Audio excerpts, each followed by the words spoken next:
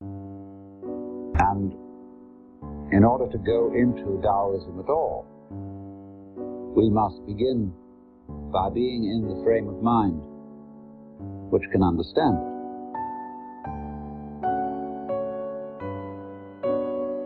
You cannot force yourself into this frame of mind any more than you can smooth disturbed water with your hand.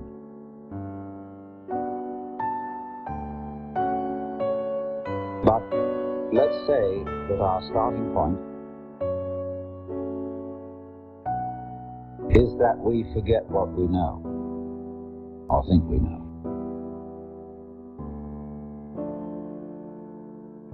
That we suspend judgment about practically everything. Returning to what we were when we were babies. When we have not yet learned the names or language, and although we have extremely sensitive bodies, very alive senses, we have no means of making an intellectual or verbal commentary on what is going on. Now, can you consider that as your state? Just plain ignorant, but still very much alive.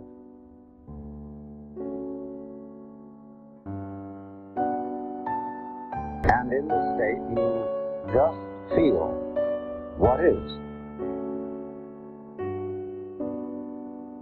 without calling it anything at all. You know nothing at all about anything called an external world in relation to an internal world. You don't know who you are. You haven't even got the idea of the word you or I. It's before all that. Nobody has taught you self-control. So, you don't know the difference between the noise of the car outside and a wandering thought that enters your mind. They're both something that happens. You don't identify the presence of the thought, which might be just an image of a passing cloud in your mind's eye, and the passing automobile. They happen. Your breath happens. Light all around you happens. Your response to it by blinking happens.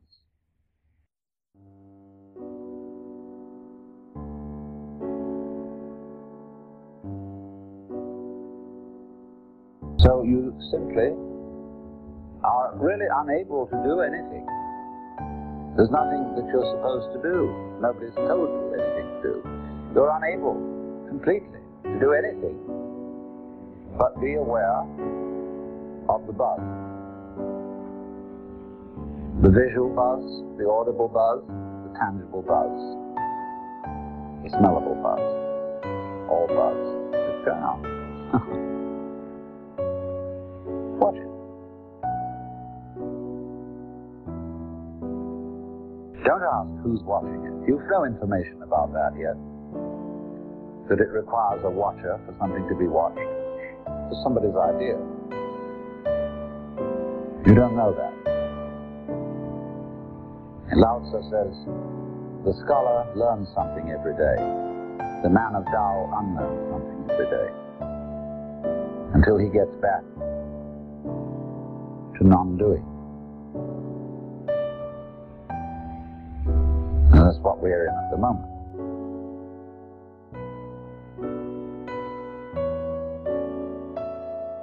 Just simply, without comment, without an idea in your head, be aware. What else can you do? Don't try to be aware.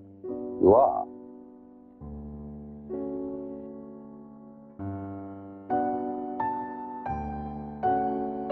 find, of course, that you can't stop the commentary going on in your head. But at least you can regard it as interior noise.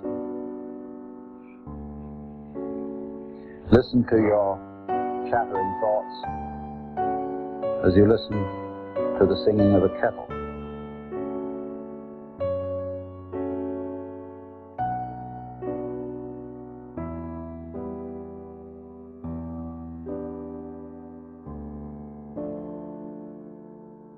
We don't know what it is we're aware of.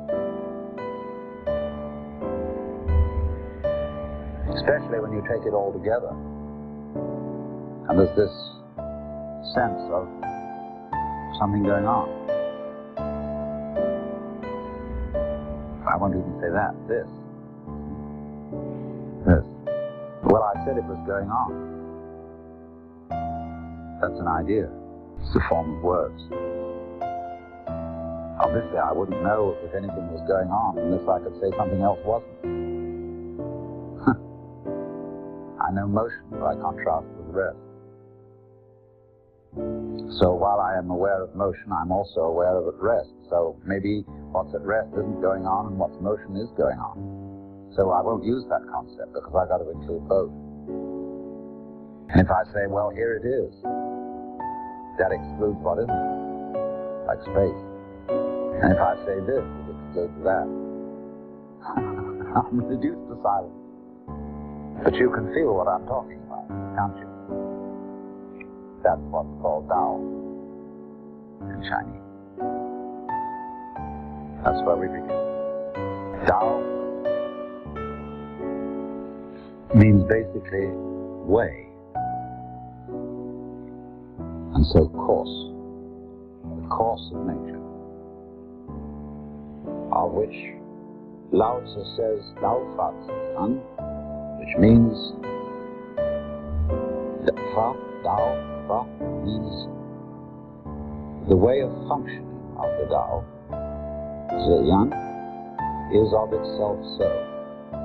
That is to say, is spontaneous.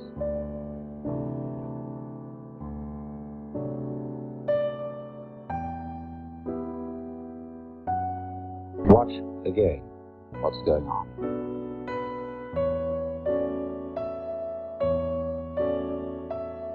If you approach it with this wise ignorance,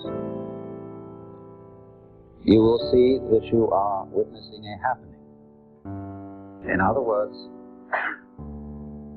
in this primal way of looking at things, there is no difference between what you do on the one hand and what happens to you on the other. It's all the same process. Just as your thoughts happen, the car happens outside,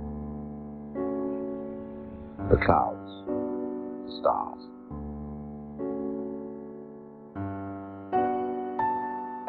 When a Westerner hears that, he thinks of fatalism or determinism. That's because he still preserves in the back of his mind two illusions. One is that what is happening to him. And therefore he is the victim of circumstances. But when you are in primal ignorance, there is no you different from what's happening, and therefore it's not happening to you. It's just happening. So is you. You know, what you call you, what you later call you, is part of the happening. You're part of the universe, although the universe, strictly speaking, has no part. We only call certain features of the universe parts of it, but you can't disconnect them from the rest without causing them to be not only non-existent, but never to have existed. So,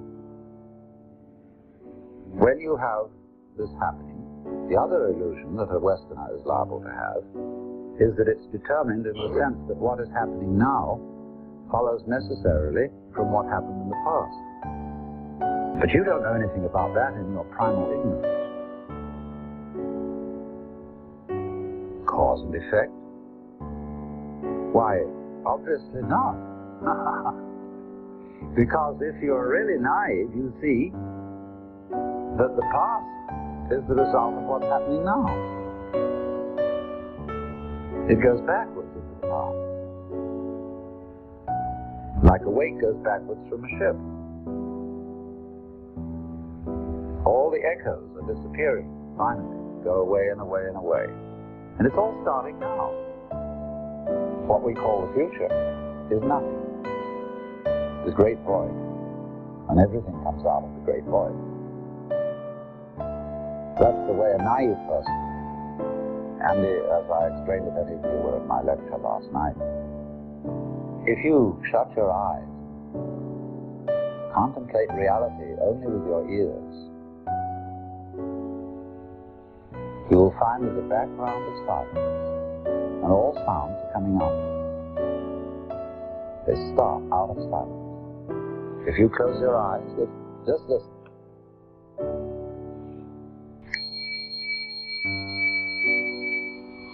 You see the bell came out of nothing, floated off, and then stopped being a sonic echo and became a memory, which is another kind of echo, a wake. It's very simple. It all begins now. And therefore it's spontaneous. It isn't determined. That's a philosophical notion. Nor is it capricious. That's another philosophical notion. As we distinguish between what is orderly and what is random. Of course, we don't really know what randomness is. If you talk to a mathematician about randomness, it will make you feel quite weird. What is so of itself? Sui generis in Latin. That means coming into being spontaneously on its own accord. The real meaning of virgin birth, sui generis. And that's the world, that is the Tao. That makes us feel scared, perhaps.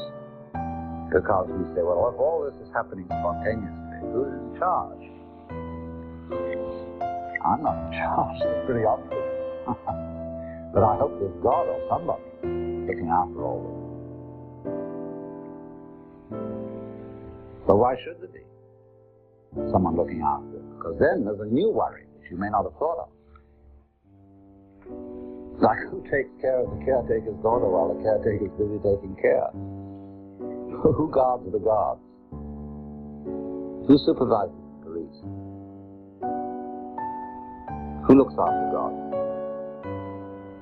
Well, you say, God doesn't need looking after. Oh, well then what is this? Tao. Because Tao is a certain kind of order.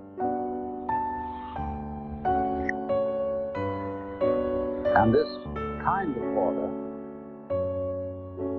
is not quite what we call order. When we arrange everything geometrically in boxes or in rows, that's a very crude kind of order. But when you look at a plant, it's perfectly obvious that this bamboo plant has order. We recognize at once that that is not a mess, but it is not symmetrical, and it is not geometrical.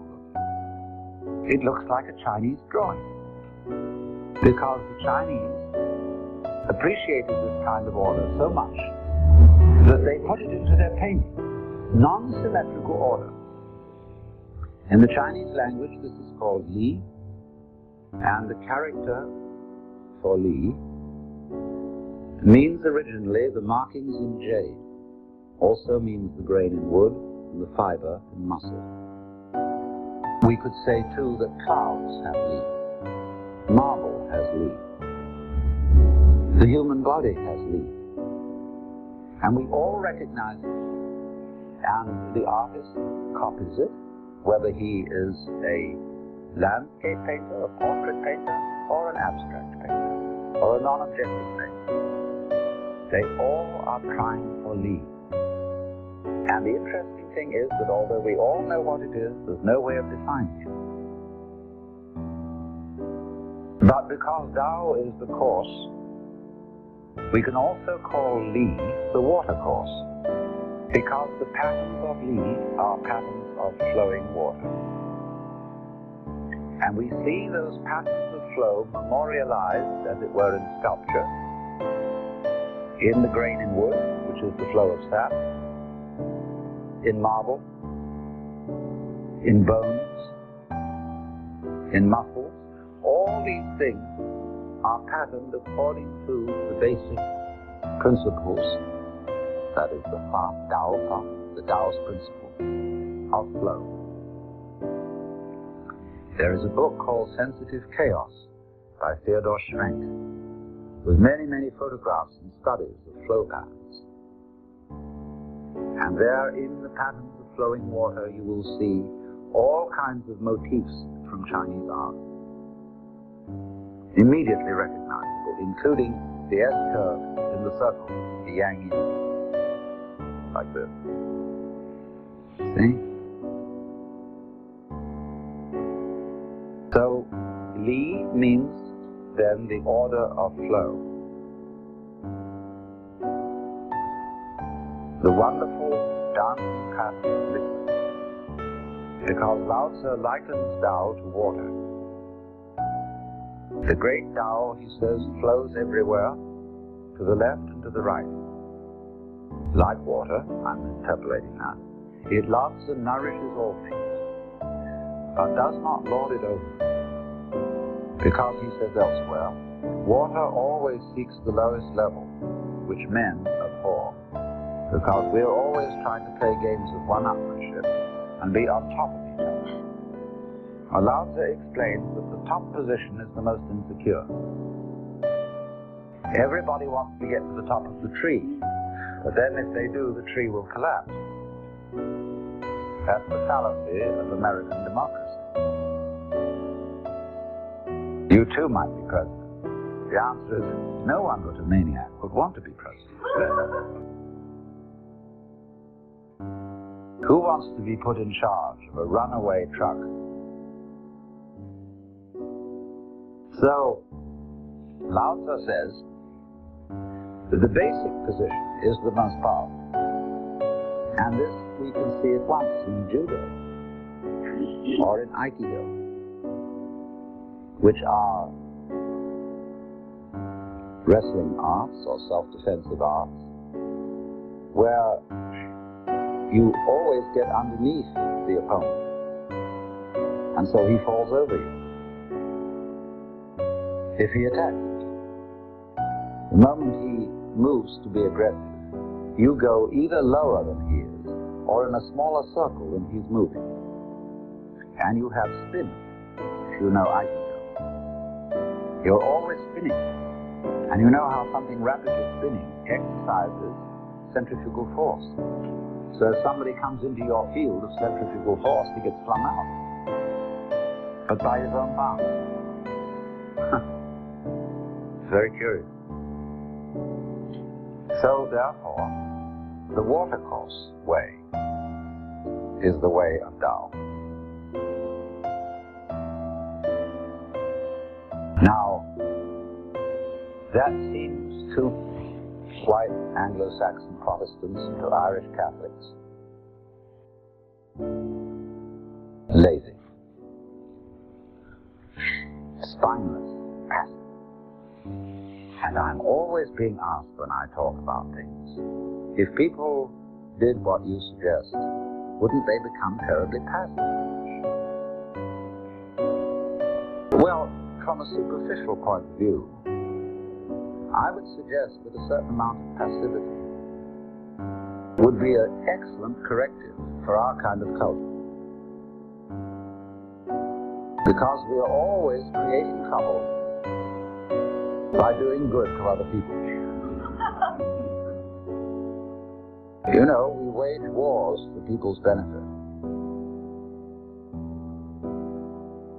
And educate the poor for their benefit, so that they desire more things which they can't get. I mean, that sounds rather callous. But our rich people are not happy. whereas the poor people of Haiti are, to judge by the way they laugh. And we think we're sorry, really, not for the poor, but for ourselves. So a certain amount of doing nothing and stopping rushing around would cool everything. But also it must be remembered that passivity is the root of action. Where do you suppose you're going to get energy from? Just by being energetic? No, you can't get energy that way. That is exhausting yourself. To have energy, you must sleep, but also much more important than sleep is what I showed you at the beginning. Passivity of mind, mental silence. Not, you can't, as I tried to explain, be passive as an exercise. It's good for you. You can only get to that point by realizing there's nothing else you can do. So for God's sake, don't cultivate passivity as a form of progress. That's like playing, because it's good for your work. You never get to play.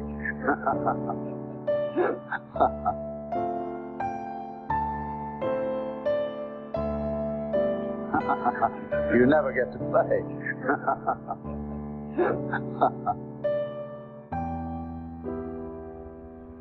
Passivity of mind.